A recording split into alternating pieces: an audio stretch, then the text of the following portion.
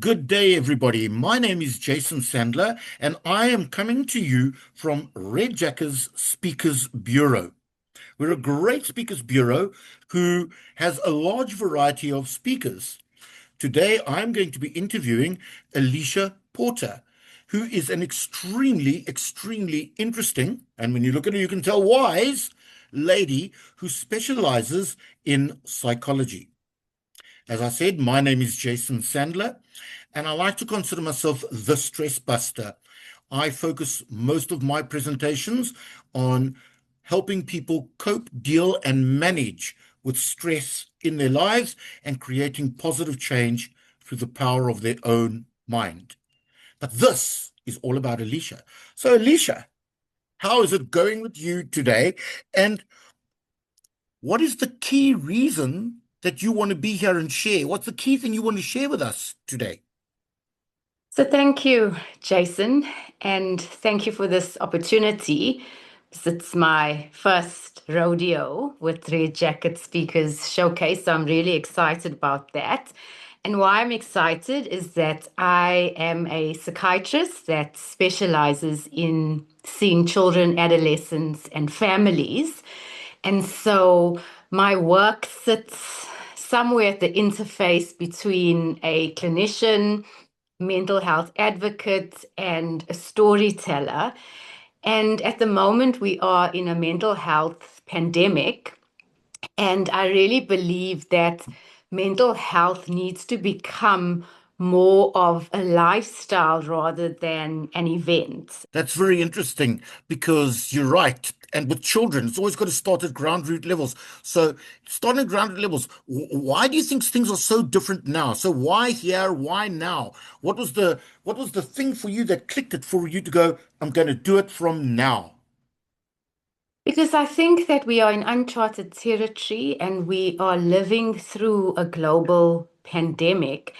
And I do think that there's a disconnect in how we see mental health. The World Health Organization says there's no health without mental health.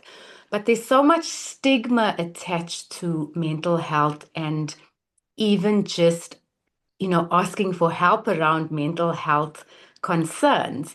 And so I just think that I could offer some real life solutions, but taking the science and marrying it with lived experience and making mental health relatable, like I say, rather as a lifestyle than just a mental health event. You know what? I love what you just said. I love the word relatable because so often it's this highfalutin, this and that, and we don't understand or struggle to process what it means, either for us or for a friend or a family member or something who is suffering. So that's amazing and that's wonderful. So, what kind of audiences would you be looking for, Alicia? So, firstly, I think for me, audiences with parents and educators, because that's my sort of primary clinical work is with children and families. But also, I have an interest in, corporate mental health and mental health in the workplace. And oftentimes, when we drill it down to the basic principle, it's all mental health, but in different environments where mental health really needs to move from just an individual responsibility to systems. Now, within schools and families, there are systems. The same within corporate spaces, it's systems. And we need to kind of be thinking around moving from just what's wrong to kind of what's happening in this, with this individual within these systems. Hmm. But for too long, we've kind of made it about the individual rather than about the systems that we inhabit. What you're saying and what you're sharing with me now is so powerful.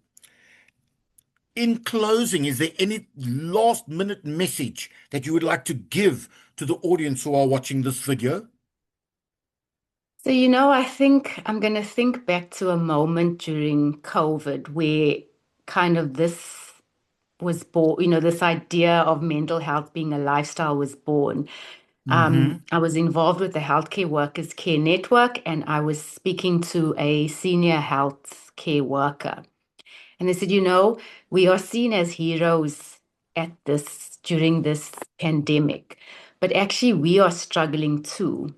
And I think there are many people, be it in healthcare, be it teachers at schools, be it, leaders in corporates, where we're carrying, invisible kind of weights. And I don't even think we appreciate even for ourselves the weights that we carry. And so it's about looking at the human before we're looking at a diagnosis. You know, it resonates so well with me, and I'm sure it's going to resonate a lot with most of, or if not every other person. So, Alicia, thank you so much. Really appreciate your time here. Ladies and gentlemen, for more of these types of conversations that are centered around helping people and around our speakers, whether it's a workshop or a keynote presentation, all connected to the United Nations Sustainable Development Goals, please log on to our YouTube channel, go and have a look at it, Red Speakers Bureau, and we would love you to go and have a look at more of our videos, like them, subscribe, and enjoy the journey with us of making positive differences in people's lives. Alicia Porter, thank you so much for your time. Thank you, Sir Jason.